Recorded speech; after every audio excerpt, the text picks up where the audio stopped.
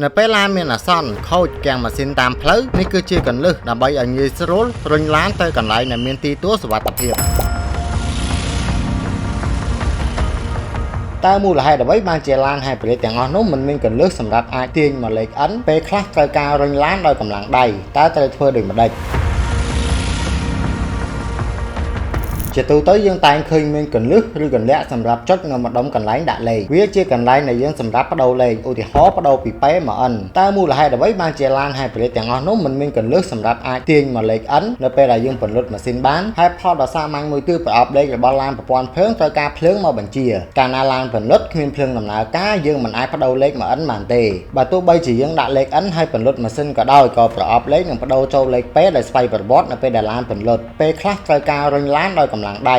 ត្រូវធ្វើដូចម្តេចយើងត្រូវដំណើរការប្រព័ន្ធភ្លើងដោយមិនបាច់បញ្ឆេះរថយន្តក៏បានដែរតែត្រូវឲ្យមានភ្លើងសិនដែលគ្រាន់តែចុចប៊ូតុង Start ម្ដងទៅភ្លើងនឹងដំណើរការហើយបន្តមកទៀតយើងអាចដាក់លេខ N បានហើយតែមិនត្រូវទុកចោលយូរពេកនោះទេប្រយ័ត្នអស់អាគុយនៅពេលដែលប្រអប់លេខស្ថិតក្នុងលេខ N នោះអាគុយ Hybrid នឹងមិនសាកនោះទេបើទោះបីជាម៉ាស៊ីនបញ្ឆេះដំណើរការក៏ដោយហើយកាលណាឡាន Hybrid ស្ថិតនៅក្នុងលេខ N យូរទៅវាធ្វើឲ្យអាគុយមិនបានសាកក៏បញ្ចេញថាមពលស្តុកទុកធ្វើឲ្យបាត់បង់ថាមពលអញ្ចឹងយើងបានដឹងមូលហេតុរួចហើយថាហេតុអ្វីបានជាឡាន Hybrid មិនអាចដាក់លេខចូលលេខ N នៅពេលដែលម៉ាស៊ីនពន្លត់បើមើលវីដេអូដល់ចំណុចនេះហើយជួយ comment ពាក្យថាទទួលបានបើវាជាប្រយោជន៍ដល់បងប្អូននៅទីបញ្ចប់សូមអរគុណដល់ការទស្សនាបើសិនជាបងប្អូនមានចម្ងល់អីអាច comment ក្នុងវីដេអូនេះបងប្អូនក៏អាច comment បន្ថែមរាល់ចំណុចខ្វះខាតផងដែរជួបគ្នានៅវីដេអូក្រោយ